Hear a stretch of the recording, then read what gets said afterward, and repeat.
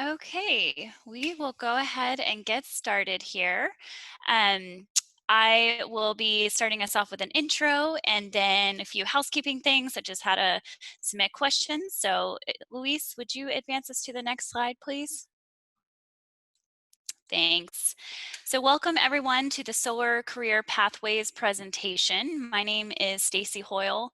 I'm the Workforce Development Manager for the Solar on Multifamily Affordable Housing, or SOMAH program. We have a few others from our SOMAH program administration team who will be presenting today and helping to facilitate this webinar. I also want to recognize our guest speakers and solar professionals we have on today who are going to tell you a little bit about their own solar career pathways. Dana, Kenneth, and Knight, thank you so much for being here today. The attendees will get to hear from them directly a little later on in the webinar, but thank you. And I also want to note that, like many of you, we're joining this webinar and facilitating remotely from home. So please bear with us if we're experiencing any technical difficulties or a little bit of background noise. But we will be recording this presentation, so the video recording will be emailed to all of the attendees after the webinar. If you're not familiar with the SOMAH program, it's a California statewide program that provides financial incentives to install solar photovoltaic systems on multifamily affordable housing properties throughout the state. There are paid job training opportunities on every SOMAH project, and job trainees can get experience in PV installation, system design and engineering, or commissioning and maintenance roles. Tenants of SOMAH properties and students and recent graduates from certain solar and green building construction job training programs are eligible to participate. Eligible job trainees can sign up on the SOMAH job training portal, where you can search for open positions and upload your resume into the resume bank. And Marissa will be chatting that link in there. So if anyone is not registered, you can register. And any questions about SOMAH job training opportunities, you can email us at workforce@calsomah.org. Great. So this webinar is the very first part of our three-part series, the Solar Career Pathways and Resume Writing Workshop series.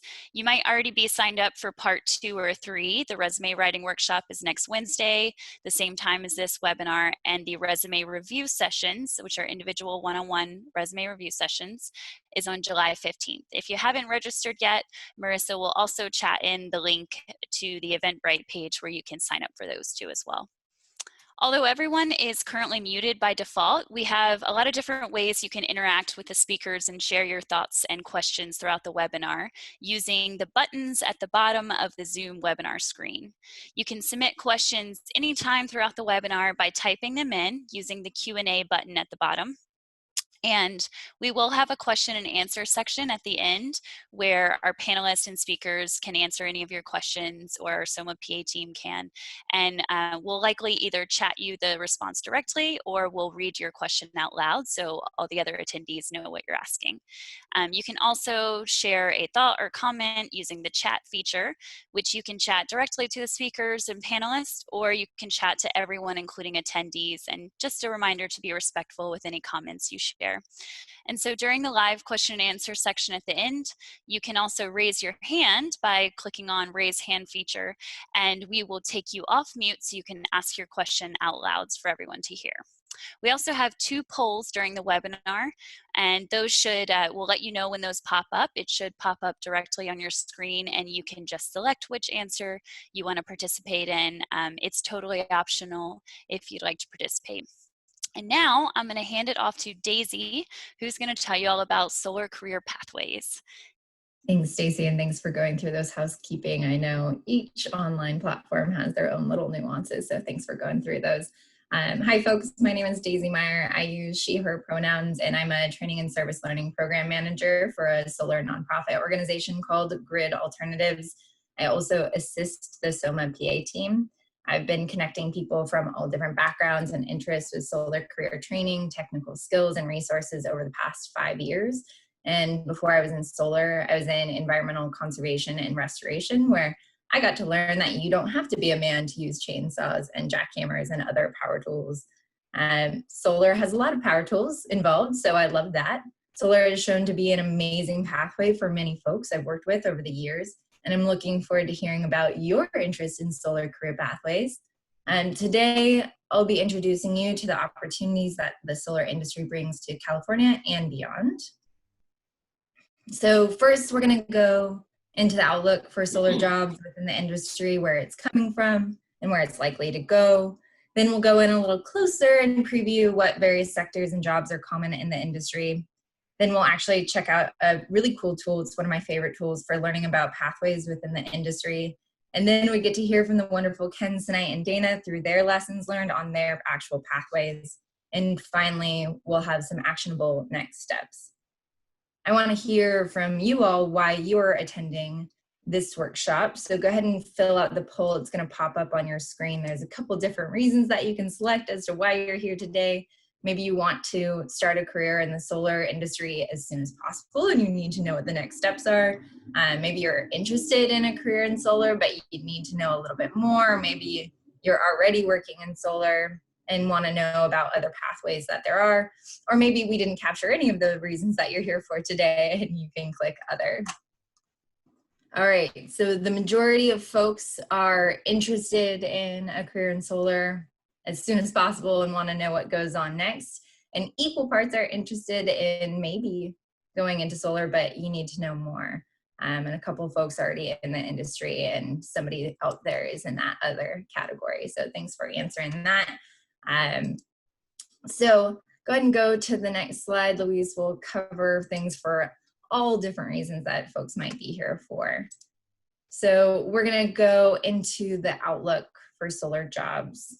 Because COVID-19 has had immense impacts on the economy, I do want to address industry predictions that we have been seeing so far.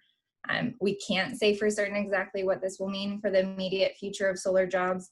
At the same time, though, this is a quote from Solar Energy Industries Association, or SEIA. They say that with the right policies in place, solar can be a crucial part of the solution to rebuild America's economy and put people back to work. So what does it mean to have the right policies in place?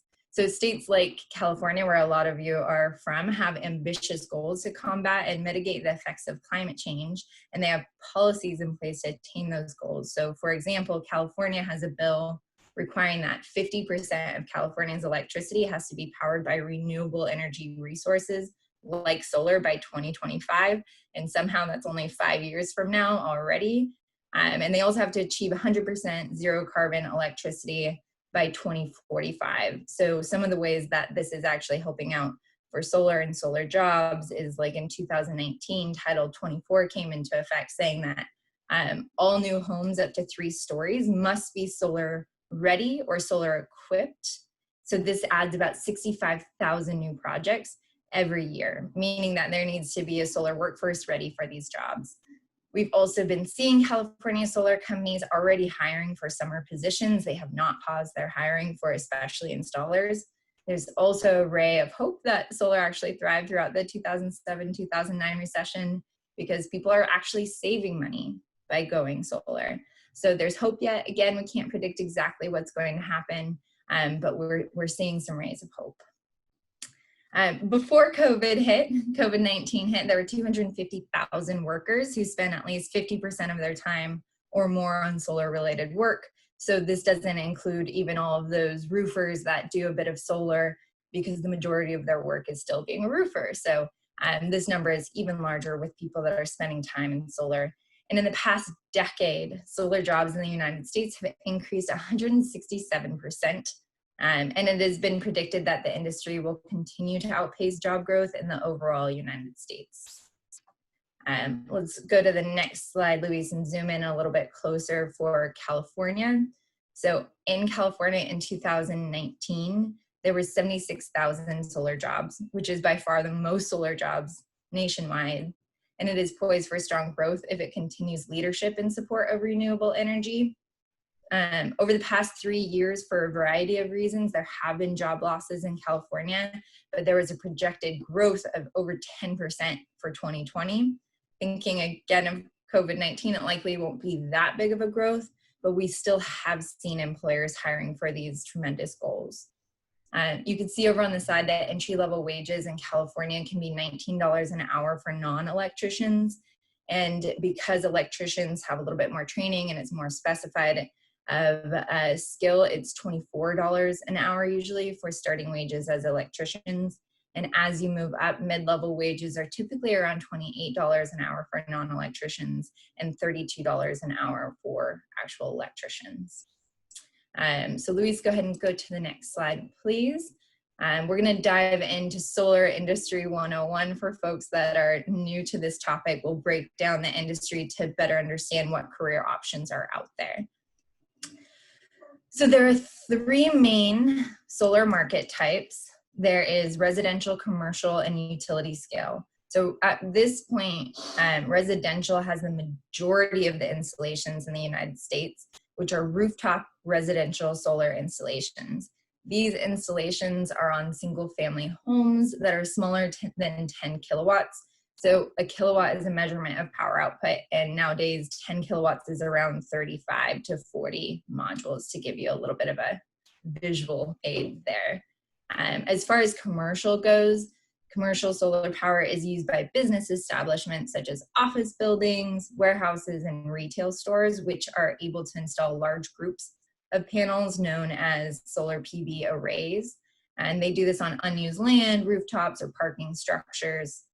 And then we get into the big scale with utility scale solar, which is power plants that supply large amounts of electricity to the power grid, along with traditional sources of power such as coal and natural gas.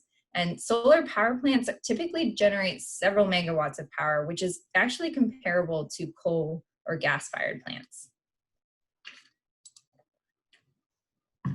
So there are both unionized and non-unionized solar jobs.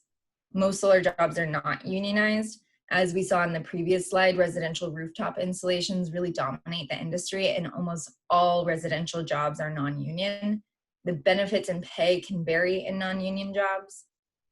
While there is a focus in some states on increasing unionized solar jobs, as of 2019, only 3.4% of solar work is unionized in the United States.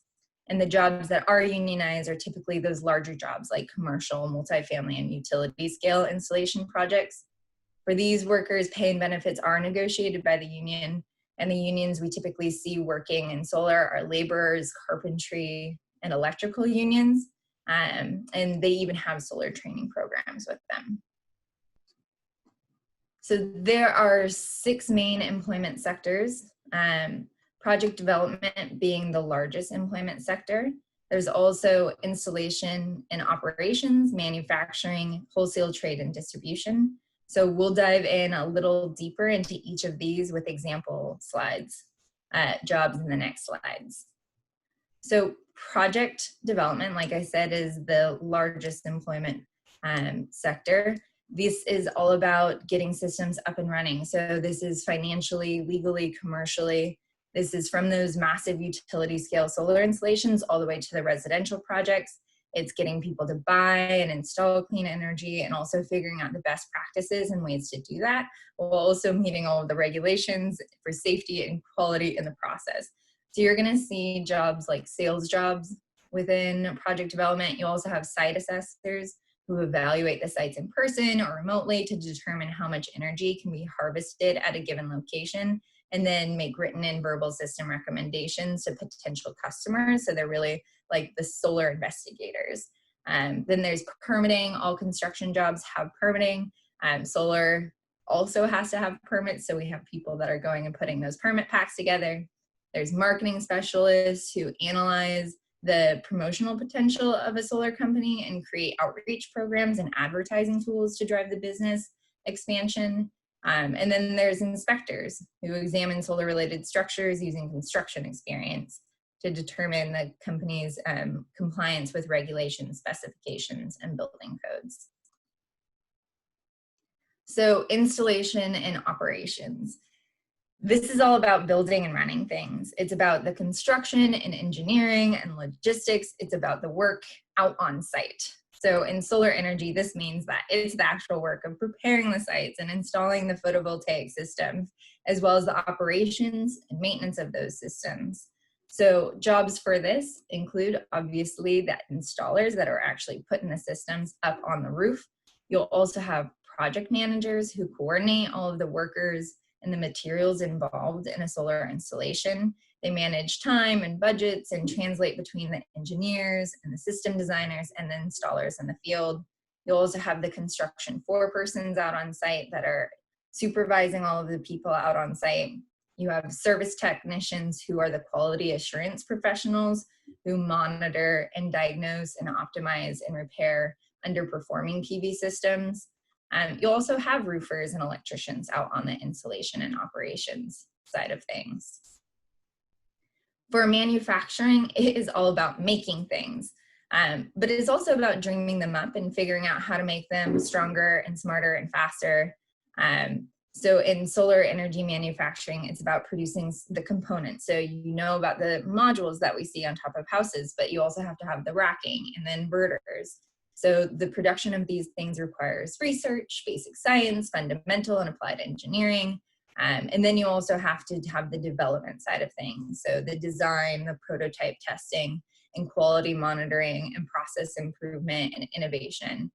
There's also a production line. So for jobs in this, you have CNC operators, computer numerical control operators who run and monitor and advanced programming, computerized machinery to produce the precisely crafted component parts. And then you have process control people who improve the manufacturing quality and efficiency by measuring and analyzing the design and the operation of the production systems, including the hardware, software, and then also the human capital. You have people in quality assurance who identify quality problems in the solar component production, and then they recommend and implement solutions. And then you have all sorts of engineers on the manufacturing side as well, for mechanical and beyond.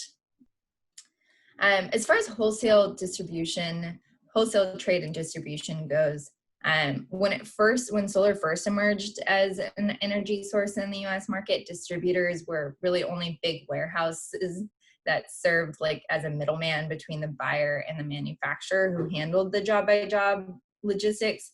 But today, these are distributors who have expanded their roles to so much more. They provide guidance and business support and even design services as well. Some of the jobs within the wholesale trade and distribution will be warehouse managers that are actually managing the big places where everything is stored and shipped out and comes in. You have the sales contact prospective customers to determine their solar energy and equipment needs. And then you also have fleet managers who cultivate relationships with third-party vendors. I do want to make a note on equity, diversity, and inclusion within the solar industry. There is still a lot of work to be done. There is effort being made. The industry is still predominantly white and predominantly male, which also reflects in company leadership. Solar is going to continue being an industry that surrounds us, and voices from the communities most impacted by the benefits of solar really need to be heard. Energy does have an access problem. Oftentimes those who can benefit the most often have the least amount of access to it. So we'll actually even hear from the folks that are on the panel, not only about their career pathways, but also how they've taken their career pathways in the direction of making solar more accessible. The Solar Foundation, in partnership with Solar Energy Industry Association, conducted an in-depth look at diversity, inclusion, and equity in the solar industry. And their study in 2019, which includes data on wages, advancement, and career pathways for women and people of color. It takes a look at diversity and inclusion strategies now in place at solar firms, and it also identifies ways in which it can improve. I highly recommend taking a look at that study. It is really well done, and I really appreciate it being made. All right, so let's take a look at solar career pathways. So a lot of times we'll hear job and career, and we don't necessarily know the difference between one versus the other. One just sounds kind of like a fancy word for the other, but there is a difference. The difference between a career and a job is that a job is something that you do to earn money. It is what you're doing in that individual position that you have. Whereas a career is a series of connected employment opportunities. A job has minimal impact on your future work life, while a career really provides experience and learning, and it really is part of this bigger picture story of what you're doing and what your impact is. So it's really, job is one, career is over time with your professional experience. So we really just looked at jobs when we were going through all of those different sectors. So we're going to get into how you piece all of those jobs and start thinking about your solar career. So the IREC Solar Career Map, IREC stands for Interstate Renewable Energy Council. This is one of my favorite tools that is out there. There are various tools out there that you can find. This one allows you to explore 40 jobs across 4 industry sectors, and you can identify more than 60 routes to advancement between them, as well as additional opportunities to progress. So if you click on one of the bubbles at the bottom, you can see entry-level jobs. You can see this job can lead me to this job, which can lead me to this job, which can lead me to this job. I find it fun to go to the advanced category of saying, like, okay, this is where I want to end up. What are the various skills and requirements necessary in order for me to get there, and help me create a pathway like this? So it's important to note that tools like this are not prescriptive. They are great for giving you an idea of what is out there.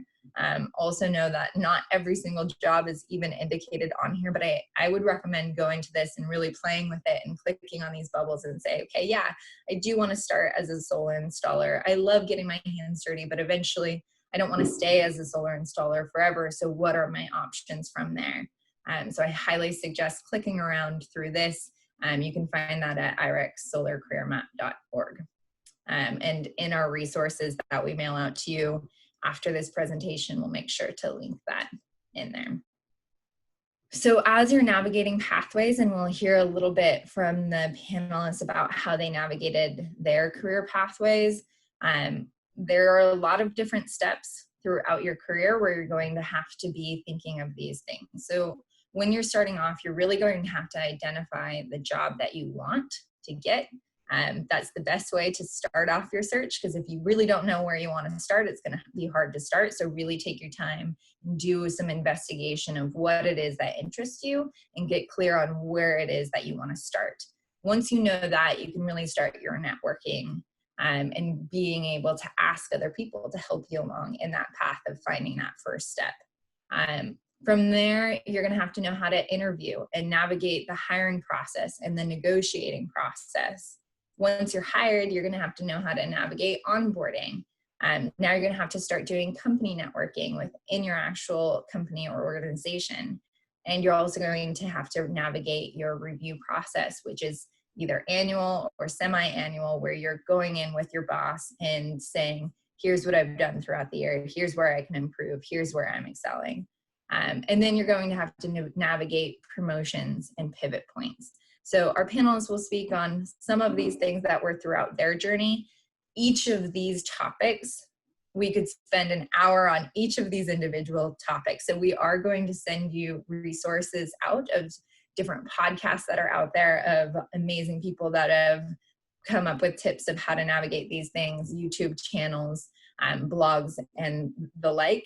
Also stay tuned on the SOMAH portal for additional resources for these as well. But again, yes, all of these could spend a long time on each. So without any further ado, go ahead and go to the next slide, Louise. We're going to start getting into our speaking panel. I'm going to introduce our panelists in alphabetical order.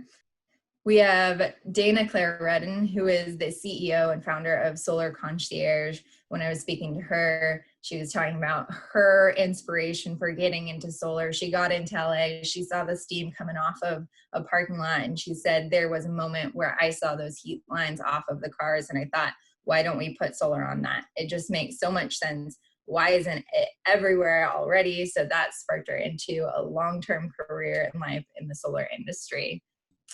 We also have Kenneth Wells, who is the CEO and founder of O&M Solar Services. He got hooked on solar when he was learning about what renewable energy can do for the communities that it is supporting, the opportunities that it presents, the people that it impacts, and the purpose that it has. Also, there is money within this industry as well. this realization launched him into his career. We have Snipe Forthall, who is the renewable energy and efficiency consultant at FCI Management.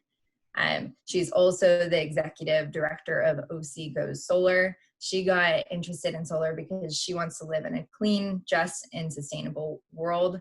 Low-income communities suffer from pollutants more than anyone else, and they don't have anything to do with producing it in the first place. So welcome to our panelists.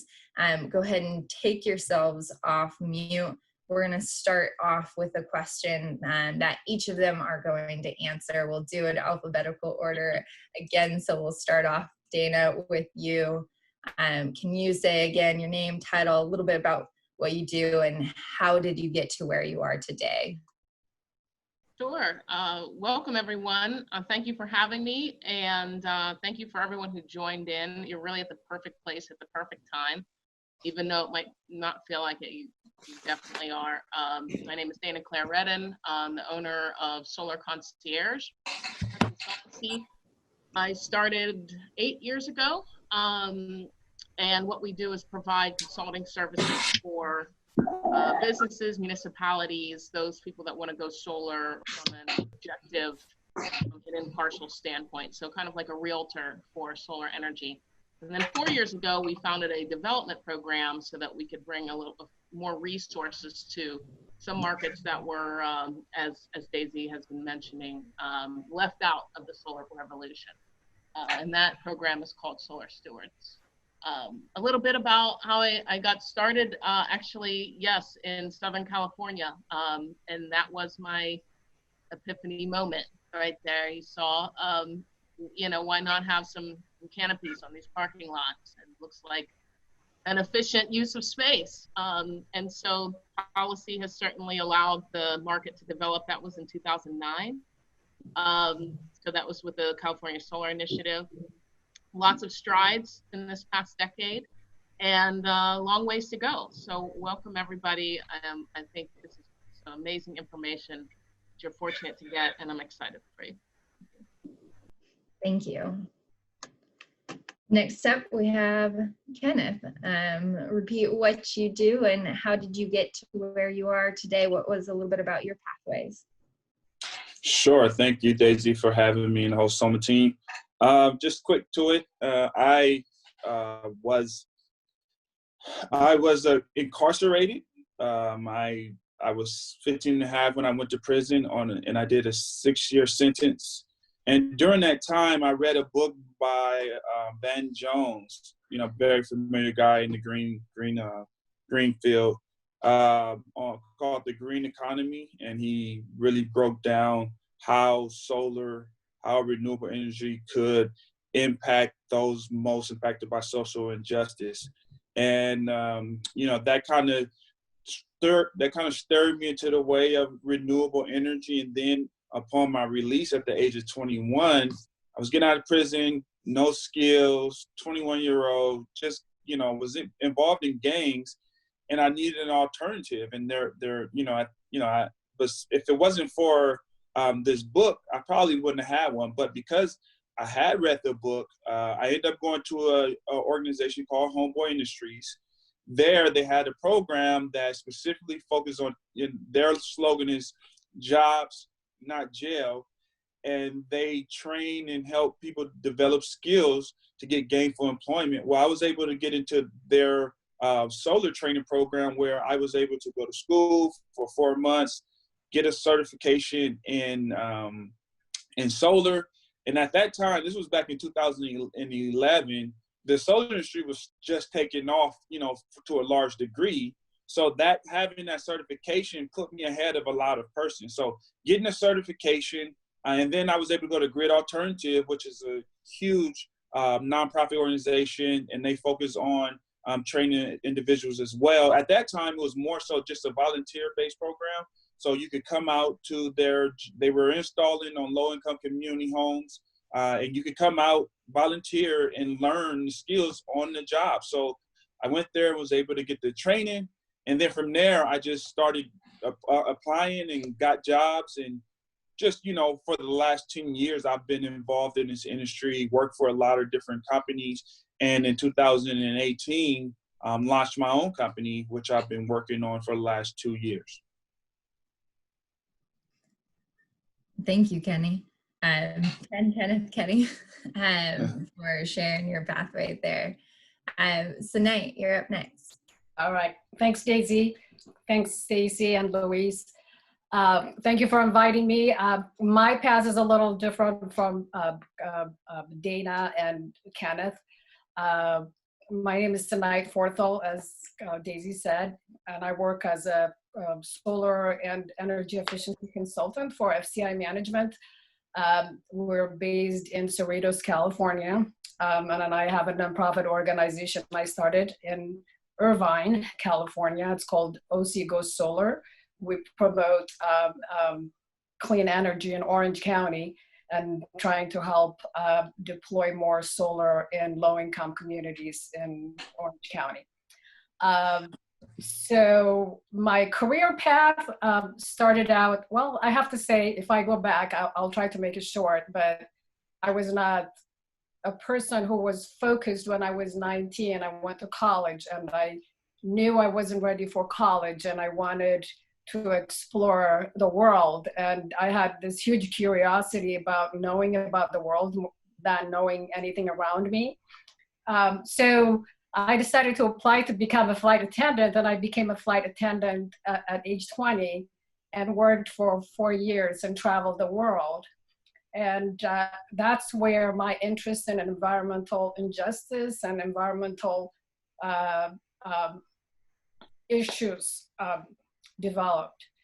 Traveling around the world, seeing how people lived in crowded places and the air quality and people, air quality, water quality, all that stuff affected me hugely. So when I came back at age 24 to go back to college and then traditional student, but I already knew that I wanted to focus in this field.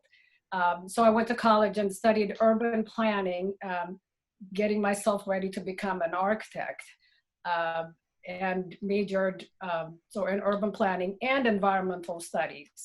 Out of college, I got married and unplanned started having kids. So I had 2 kids, stayed home, raised kids. But during that time, I tried to refine my skills and by getting certifications in different kinds of environmental fields, and also by becoming an environmental activist, got involved in local issues and local school board issues. Once my kids were older and I decided to explore the job or the career path, and I started going to, I was completely aimless because I studied in zero waste planning. I got certification for that. And then I took a lot of utility courses and studying about lighting and energy efficiency measures, but I didn't see the jobs in that area. So I started going to sustainability events. And that's where I got hooked into solar. Everybody was talking about solar, and solar was huge, and the industry was growing. So I decided to go back home and just start talking to my wonderful friend Google, just Googling things and saying okay, what is solar and what do we do and where do you learn about it? So I learned quite a bit actually just by reading. And finally, I found out about Grid Alternatives, this wonderful program when they were in Carson. And so signed up and got trained by Grid Alternatives and was on the roof a few times. And it was a wonderful experience. So from that, what I did was just, again, going to a lot of different conferences, and if there were fees, I volunteered my time to help at the conferences. So they gave me a free pass, solar events, sustainability events, and I learned everything I could learn and started networking during those meetings. And that's how I met a person who was doing energy efficiency that gave me an internship to start with. And then from that point on, I just got connected to so many people. I was able to develop my career in solar. Thank you. It sounds like the 3 of you, when you were first getting your start, you did whatever you could to fully immerse yourself in the industry. So it was like, first it was this aha, oh my goodness, solar is so amazing because of XYZ for each of you. And then it was, okay, well, how do I get my hands dirty, my foot in the door, by going to training opportunities, by going into conferences, by speaking to people that were already in the industry. So one of the questions, kind of thinking back to the beginning of it all, is now that you have so much expertise, what is something that you wish that you would have done or maybe would have done differently all the way back at when you were getting your start in this industry? And any of you can start first.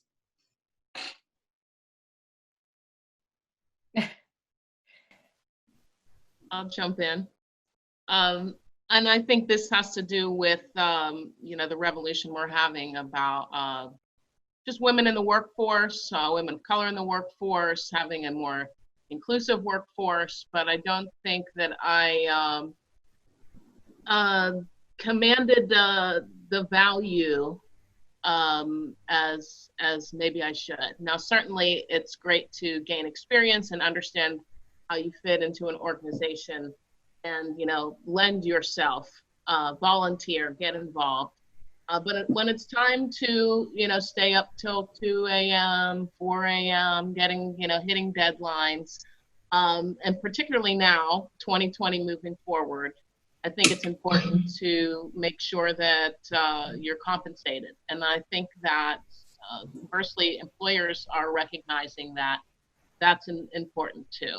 Because certainly when you love something and you see the potential and you see the future, you're willing to make those sacrifices, but it can't be at the expense of yourself, especially with anything. But that's probably reflecting back. That was a lesson I had to learn, and it took too long for me to learn. That's pretty powerful. When you love something, you're willing to sacrifice, but it can't be at the expense of yourself. That is really hopeful to be thinking about when we're first getting into this. Anybody else want to say what they wish they would have known or done differently when they were getting into this industry? I could say, if I add, I would say I wish I would have known that I didn't have to just be on the roof.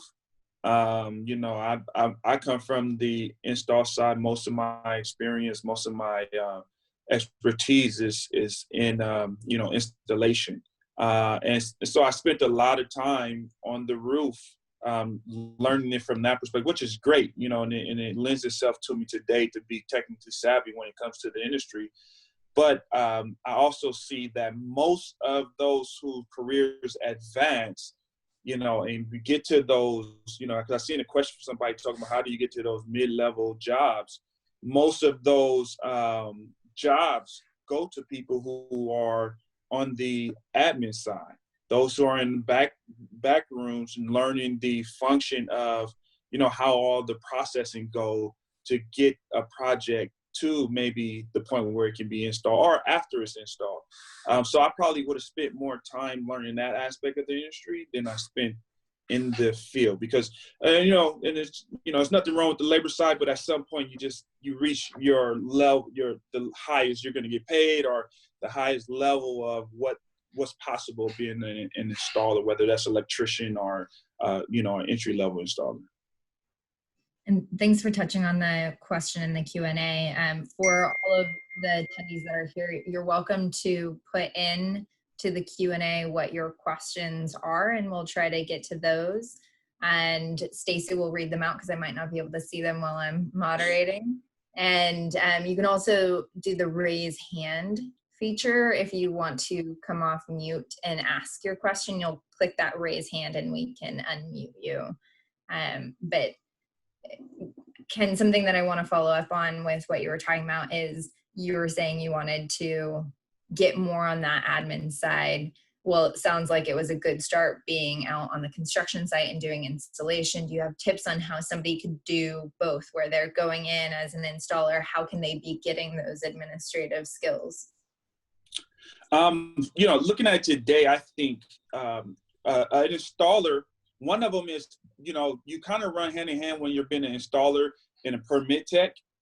So the permit techs, they're savvy when it comes to what's needed on the installs. But when you look at what they have to learn on the admin side, there's a lot of, administrative work that goes into being a permit tech. You're more involved with, let's say, a Salesforce, because you're entering in data. You have to communicate with, with other teams. You have to do certain things. So, I didn't get involved on that aspect. So I just stayed in the field for most of what I was doing. So I would say for someone, if you don't have the skill level of, let's say, the admin person who run projects, do things like that, it doesn't require as much skills to be a permit tech. And I typically see that those permit techs become those project managers, and they work their way up on the admin side faster than someone who's in the field. Thank you. Yeah, I've definitely seen a lot of permit techs, and like permit techs can be an entry-level role in itself, and they get a lot of experience getting to speak to different permitting offices and learning those communication skills and making those connections as well. So that's a great tip. So Knight, did you want to add in? I don't have a whole lot to add to what they're saying, but from my own way of doing it was, I think it was a lot of trial and error.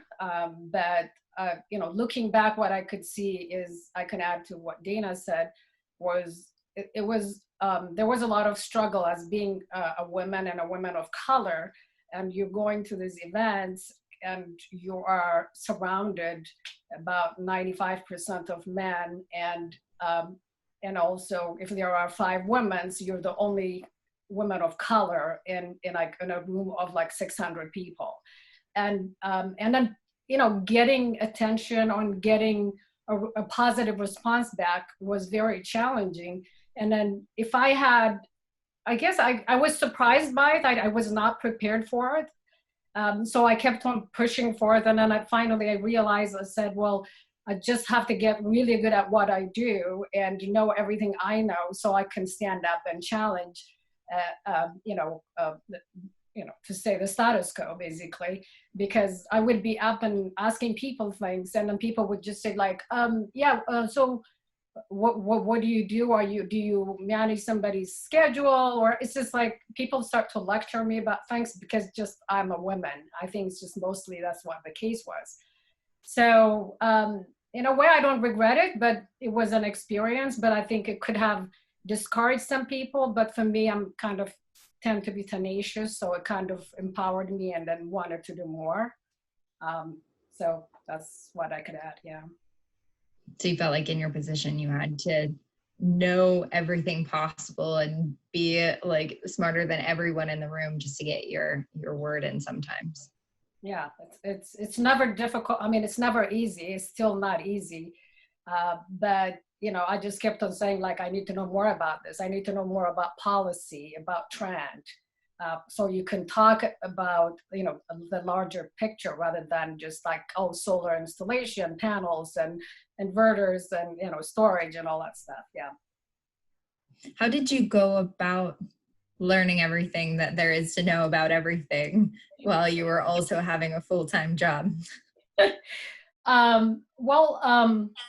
It's like, actually my job is not full-time at FCI. I work as a consultant, so it's just only when we have solar projects, or if there are some large energy efficiency projects that we're doing, I get involved in that. So I work as a subcontractor, as a freelancer for them, so it's just usually up and down. So I try to use most of my time to follow. I'm just a policy junkie too, so I'd like to know what's going on in the state and what's coming. So that may be the reason that I'm interested in learning more about it. Yeah. Not that I know everything, that I want to know everything. I just wanted to chime in. I'm glad you mentioned solar policy, because that so much drives the industry and the need for jobs. And like Daisy was mentioning earlier, a lot of the California policies are promising for the solar industry here. Sanait or others, do you have any recommendations of news sources or resources that you follow to keep up with all of the solar policy, and there's storage policy as well? I can jump in. I mean, I started just subscribing to a lot of newsletters like Utility Dive, Green Tech Media, that they talk a lot about technology and also policy. But I also subscribe to California Energy Commission's newsletter, so I get every advertisement or anything about sustainability or energy that comes out. And then I read and subscribe to National Renewable Energy Lab.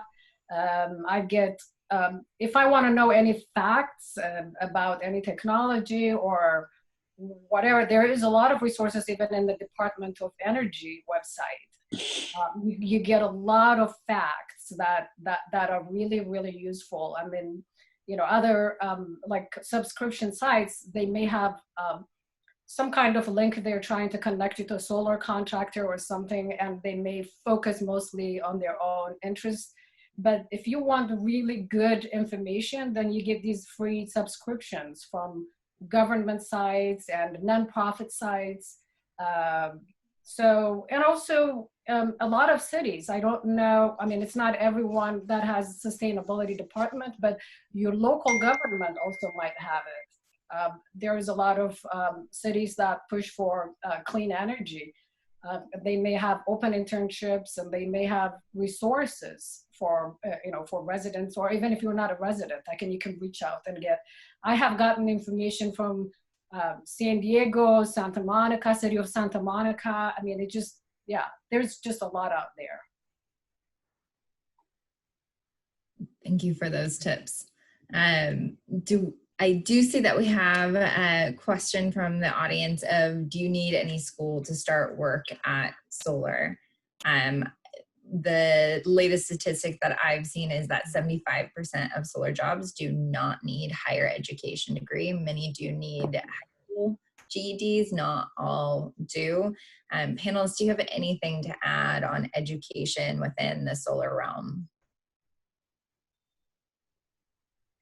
I think the education you're hearing today is what you need. Certainly, solar is great because it really welcomes people at all levels. And like Kenneth was saying, you can be in the field, you can be working on the development side, which is more of my role. However, they're so interconnected that you can kind of jump back and forth, and it's great to know the whole picture. And certainly, kind of what Sinai was saying, you have, knowing the whole picture makes you more valuable. But certainly, you know, there are some skills that you can really only learn on the job, and programs like the one you're learning about today are giving you that opportunity. So I wouldn't get caught up in, oh, I'm going to need this, I'm going to need that. I think identifying what you want to do and then finding those resources, and again, seeking out those mentors and networks is your best bet. Yeah, and even for those jobs where they don't need education, something that you're going to have to do is be able to explain why you're qualified for that job. And maybe you can say a little bit more on your tips within the interviewing land, because I know that that's something that you help even your employees with as they're navigating. Yeah, I think, you know, something I learned is, and I'm sure a lot of those who interview a lot, you learn that skills are transferable. You know, so it may not be exactly what they're describing when they say something, but, you know, just thinking about, if they're asking you, hey, do you know about safety when it comes to a harness? You know, or on a roof, you may not know about safety on the roof, but you know about safety in something else you may have been doing. And sometimes those same principles apply. So just understanding that, you know, a lot of the skills, life skills, and doesn't necessarily have to be job skills, are transferable to a job, you know, and then thinking of it from that perspective. And the other thing I would say is, I think, you know, while you don't need certifications or you don't need education to get into the solar industry, because it's one of the fastest growing industries and there's a high demand for labor. So 9 times out of 10, when you have that type of situation going on, they're hiring just about anybody. You know, just looking for somebody that can show up every day and can learn very well. Those are probably some of the basic requirements. You just have to be able to learn, and show up every day. You know, those are basic requirements. But there are a lot of resources. You have a nonprofit like Grid Alternative who offer paid trainings. You know, I'm not trying to campaign for them, but it is what they do is very good. You know, you can go. They have these cohorts where you can, you know, get training on the job. You can volunteer, and those type of organizations are popping up where they offer a lot of those opportunities to get the skills you'll need to go into the for-profit industry. Yeah. And we have two questions that one you kind of touched on, Ken, and then another one kind of bounces off what we're talking about here is, are there any trainings you recommend getting so that you can be prepared to join solar? You were talking about getting hands-on installation training. Are there any trainings besides that hands-on installation training that people recommend so that people can be prepared to join the solar industry? If you're asking me, I would say one of the websites that I like is heatsprings.com. They do a lot of free trainings. You go on there, they, you know, if you know about the NAVCEP in the solar industry, you can get your associate NAVCEP. They have a free course for that to help you prepare for that course. And, you know, they have a lot of different courses to learn about different aspects of the industry. So that's one that I would definitely offer. I'll also put a plug in, and I'll put it in the chat box too, that SOMAH has a directory or list of a bunch of solar and green building construction job training programs across California.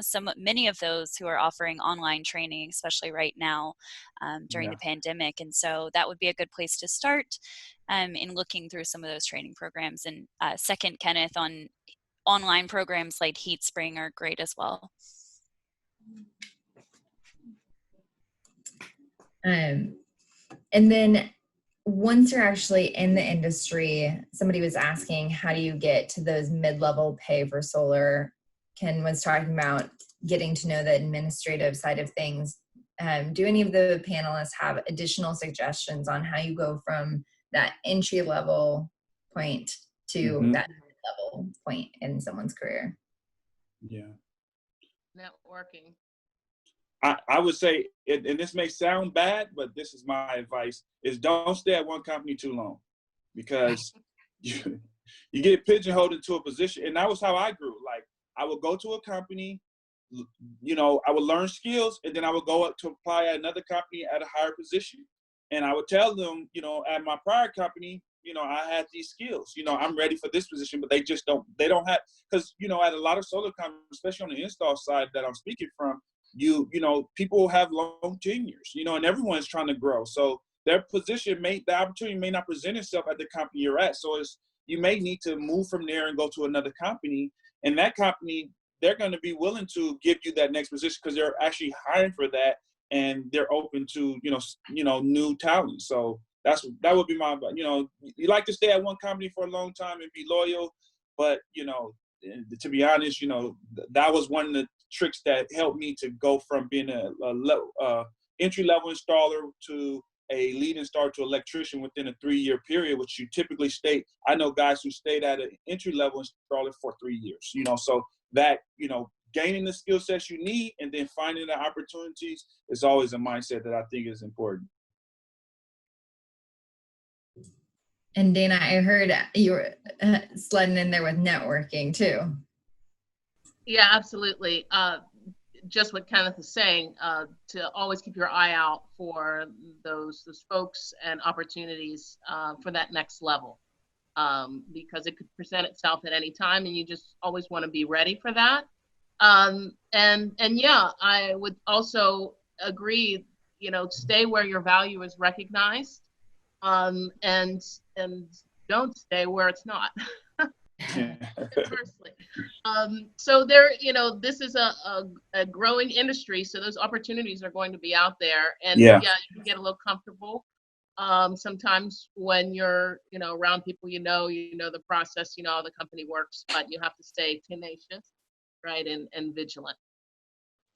Yeah. If I have to add anything to it is, yeah, keep the education.